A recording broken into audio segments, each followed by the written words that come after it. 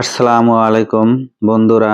আজকে আমরা কথা বলবো ভুট্টা চাষের একটি সস্তা কিন্তু কার্যকরী উপাদান নিয়ে। নাম শুনে একটু অবাক হলেও সেটি হলো ব্লিচিং পাউডার। হ্যাঁ, ঠিকই শুনেছেন। সাধারণত বসত বাড়ি জীবাণুমুক্ত করতে আমরা ব্লিচিং পাউডার ব্যবহার করলেও ভুট্টা চাষে এটি ব্যবহার করে আপনি পেতে পারেন অসাধারণ ফল।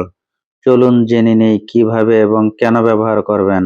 ব্লিচিং পাউডারের মূল উপাদান ক্যালসিয়াম হাইপোক্লোরাইট। এটি একটি শক্তিশালী জীবাণুনাশক। ভুট্টা চাষের প্রধান কাজ হলো মাটিতে থাকা ক্ষতিকর ব্যাকটেরিয়া ও ছত্রাক ধ্বংস করা। এছাড়া এটি মাটির অম্লত্ব নিয়ন্ত্রণ করে এবং কিছু ক্ষতিকর পোকামাকড় দমনেও সাহায্য করে। বিশেষ করে যেসব জমিতে প্রতি বছর ধারাবাহিকভাবে ভুট্টা চাষ করা হয় সেখানে মাটিবাহিত রোগের প্রকোপ বাড়ে। ব্লিচিং পাউডার সেই রোগ নিয়ন্ত্রণে ম্যাজিকের মতো কাজ করে। ভুট্টা চাষে ব্লিচিং পাউডারের 5টি বড় কাজ। 1 নম্বর হলো মাটিবাহিত রোগ দমন। ভুট্টার চারা গোড়া পচা, কাণ্ড পচা ও মূল পচা রোগ মূলত মাটিতে থাকা ফাঙ্গাস বা ছত্রাকের কারণে হয়। ব্লিচিং পাউডার জমিতে প্রয়োগ করলে এই রোগ জীবাণু মারা যায় এবং চারা সুস্থ সবল থাকে। 2 নম্বর হলো পোকামাকড় নিয়ন্ত্রণ। ভুট্টার ক্ষতিকর পোকা যেমন কাটুই পোকা, তার পোকা ও উই পোকা মাটির নিচে বাসা বাঁধে।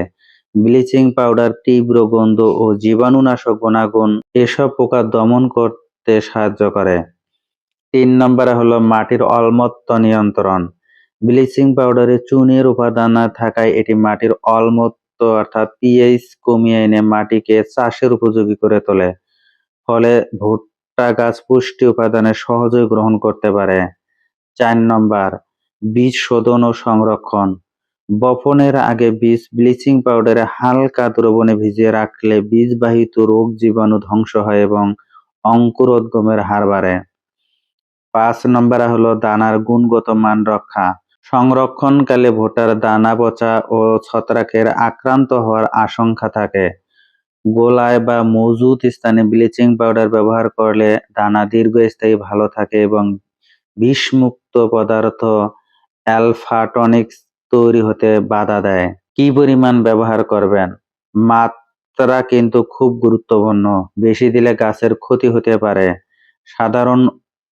সাধারণত প্রতি শতাংশ জমির জন্য 200 থেকে 250 গ্রাম ব্লিচিং পাউডার ব্যবহার করাই যথেষ্ট।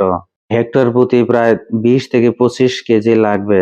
কখন ও কিভাবে প্রয়োগ করবেন? 1 নম্বর হলো শেষ চাষের সময়। জমি চাষের শেষ লাঙ্গলের সময় ব্লিচিং পাউডার ছড়িয়ে দিন। এরপর মই দিয়ে মাটির সাথে মিশিয়ে দিলে মাটির রোগ জীবাণু ধ্বংস হবে এবং পোকামাকড় কমবে। পদ্ধতি 2 বীজ শোধন। বপনের আগে 10 লিটার পানিতে 100 গ্রাম ব্লিচিং পাউডার মিশিয়ে তাতে 10 থেকে 15 মিনিট ভিজিয়ে রাখুন। তারপর পরিষ্কার পানি দিয়ে ধুয়ে ছায়ায় শুকিয়ে বীজ বপন করুন। পদ্ধতি 3 গোড়ায় প্রয়োগ। চারা অবস্থায় বা গাছ বড় হওয়ার সময় যদি গোড়া পচা রোগ দেখা দেয় তবে গাছের গোড়ার চারপাশে হালকাভাবে ব্লিচিং পাউডার ছিটিয়ে দিতে পারেন। এরপর হালকা সেচ দিলে তাতে ভালো কাজ করে। পদ্ধতি 4 সংরক্ষণের সময়। ভুট্টা সংরক্ষণের আগে গোলা বা বস্তার ভালোভাবে শুকিয়ে নিন। গোলার নিচে ও চারপাশে ব্লিচিং পাউডারের প্রলেপ দিয়ে রাখলে পোকা ও ছত্রাকের আক্রমণ থেকে রক্ষা পাবে। সাবধানতা, না মানলে ব্লিচিং পাউডার উপকারের বদলে অপকার করতে পারে, তাই কিছু বিষয় মাথায় রাখুন।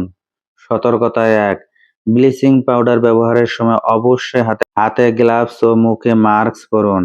এটি ত্বক ও শ্বাসতন্ত্রের জন্য ক্ষতিকর হতে পারে। সতর্কতা 2 অতিরিক্ত মাত্রায় কখনো ব্যবহার করবেন না। বেশি দিলে মাটির উপকারী ব্যাকটেরিয়াও মারা যেতে পারে, যা মাটির স্বাস্থ্যের জন্য খারাপ। সতর্কতা 3 ইউরিয়া বা অ্যামোনিয়া জাতীয় সারের সাথে ব্লিচিং পাউডার একসাথে ব্যবহার করবেন না। এতে রাসায়নিক বিক্রিয়া হয়ে নাইট্রোজেন গ্যাস বেরিয়ে যেতে পারে এবং সারের কার্যকারিতা নষ্ট হতে পারে। সতর্কতা 4 ব্লিচিং পাউডার শিশু ও পশু পাখির নাগালের বাইরে রাখুন। তাহলে বন্ধুরা, আশা করি ভুট্টা চাষে ব্লিচিং পাউডারের ব্যবহার নিয়ে আজকের আলোচনা থেকে আপনি উপকৃত হয়েছেন। সঠিক সময়ে সঠিক মাত্রায় এটি ব্যবহার করলে আপনার ভুট্টার ফলন ও গুণগত মান নিশ্চয়ই বাড়বে। ভিডিওটি দেখে যদি বিন্দু পরিমাণ উপকারে আসে, ভিডিওটি অন্যদের মাঝে শেয়ার করে দিবেন। ধন্যবাদ।